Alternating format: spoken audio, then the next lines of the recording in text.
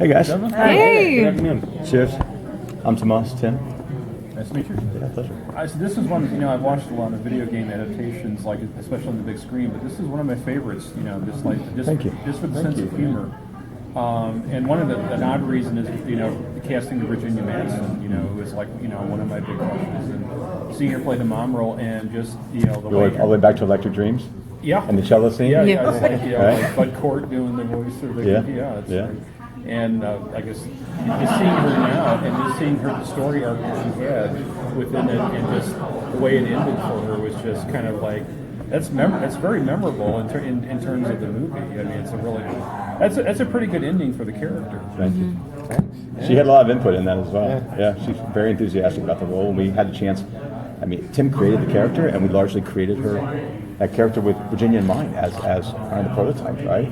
We're both familiar with a lot of her work, and that there's no way in hell we're going to get her for this project. But we reached out, just like you would, and she was really enthusiastic. Her son wants to be a game designer, right? Yeah. And so Tim works in all the game dev studios. I mean, when you're trying to cast this thing, you'll do anything you can, right? But she was really interested in, like, can I become a zombie? Can I kill somebody? Yeah. And when she understood how this world exists, right? I mean, because most actors are fairly insulated. They look for the material the studio tells them are going to be good, or their agents tells them to be good. They don't really think about how wide this audience is. I mean, and I explain this because, look, I got Dennis Haysbert. Are you kidding me?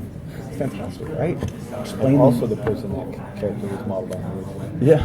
It's like when you explain to them how powerful this world is and how fanatical the fan base is for this. If they go in and create these roles, it could be really. I mean, like Rob Riggle as Frank West, right? I mean, like Rob, you got a massive career, but you never know.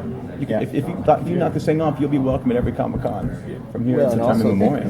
Whatever else may be done with this franchise, he's Frank West. Yeah. He just is. It really opens him up to a whole new audience, really. Yeah, I mean, he obviously he's funny as hell, and he's got a tremendous following, right? But I mean, if you're all familiar with the game, that was the toughest role to cast, right? Because all the other characters Tim created were fiction, largely, right? I mean, the general not, but how do you bring in this guy that established this franchise? He's going to have to look just like him, and you have a fan base that you've played this game and you've been Frank West, right? It's not like reading a book where it's coming at you linearly. This is you're in it. You're the protagonist making the moves, right? Casting this guy, like the fan base could just go crazy on me if I got it wrong, right? And we just struck a luck, right? I mean, he kills it, in my opinion, and it's funny. What kind of feedback have you guys gotten? What kind of feedback have you guys gotten on the movie as a whole and the cast?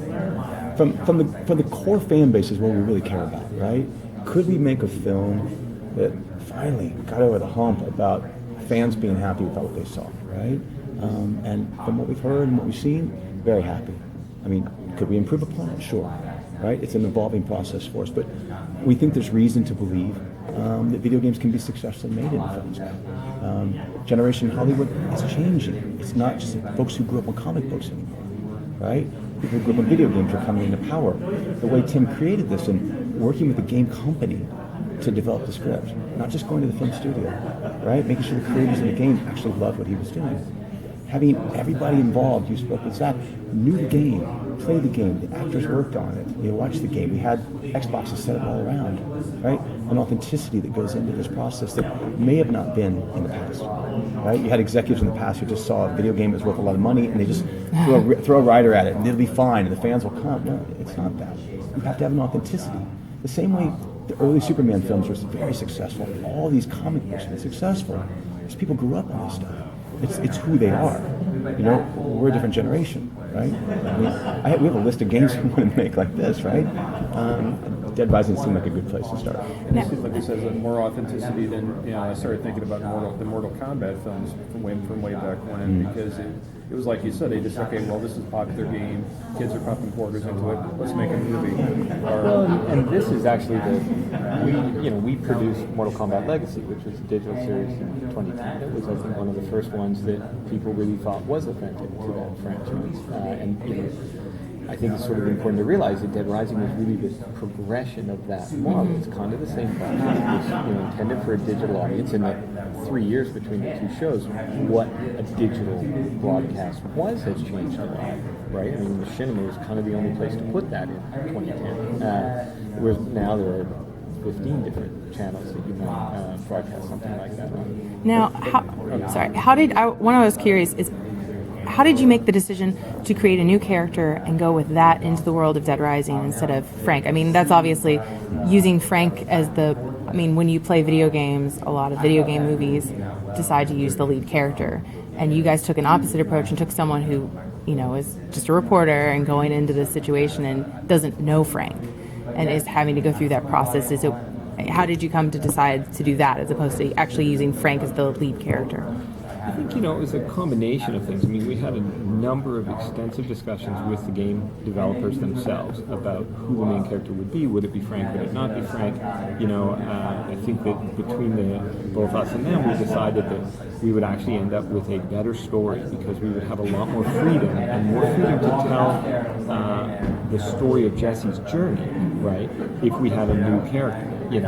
Frank is who Frank is, right? You're then locked in. Once you have Frank, you've got to make him Frank, right? So we wanted to have a character that had his own journey that was sort of malleable in that sense, that we could take where we wanted to take him. But of course, there's no way in hell we were making it without Frank in it, right? So it was kind of like a two-stage process. Okay, what are we doing with Frank? Great, this is how we'll sort of use him in the first show, and then in the meantime, create a character that allows us to really now chart a path that is unique to that character. What are you guys thinking about sequel?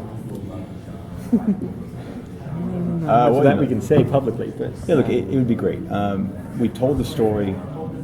It's really for the fan base right now. We told the story of a protagonist inside, trying to survive an outbreak, trying to figure out what's going on with the government, et cetera, just like in the game, right? But there's also a story outside. That's why I like the world of Dead Rising. It's not an apocalyptic universe that's zombified, right? It's a very small area. It's been quarantined. There's a ticking time bomb. Things are going to go if you don't figure it out. We could also tell the story now on the outside, right? Phoenix Trans is a corporation, very Machiavellian corporation, government, cover-up, conspiracies. If we get these two bookends potentially together, right? We've told the inside story, we could tell an outside story, along with the visual action. That would really be the full encompassing world of Dead Rising, and maybe allow us to look at that moving into TV series. That would kind of be our goal. I mean, I look at this as like 24 meets Night of the Living Dead, right? Because you've got a ticking clock. It doesn't exist in any other IP like this. Things are going to go wrong, firebomb in 72 hours. That's it. Game over. Right? So you can really set this ticking clock to try to figure out how to solve these mysteries, and then another outbreak takes place. So you can see theoretically how it moves from season to season, much like 24. I like the idea. A little bit of a cliffhanger, so we kind of need to see something else, right? There's more story to tell. For sure. I like the idea of TV series because I identify better with TV than I do with movies. Just me personally. Well, and again, back to the question you asked earlier. Some of these games are so huge. How do you try to distill these giant worlds into 90 minutes, right? But the way broadcast, OTT, over the top has changed and allows us now to look at 8 hours, 10 hours, 12 hours, right? Now you can really tell the story of a Dragon Age, for instance. Yes, please. Oh, yes. Right? But it's, no, please. I want to see the enthusiasm. Right? It's like I want hops. But you can see where Dragon Age is not going to fit into 90 minutes probably. I mean, it's a pilot, but you need that space. You need that runway to get that big spruce goose up, land it again, right? That would be fantastic. There's so many things changing. And with the authenticity kind of looking at games we love and the models being out there. And let's, Legendary, please. We're producers for Legendary as well, right? I mean, they get it. They know the space. They love the space. They give us a lot of latitude to do our thing. It's really exciting. Yeah. Awesome. Well, thank you. Thank you very much.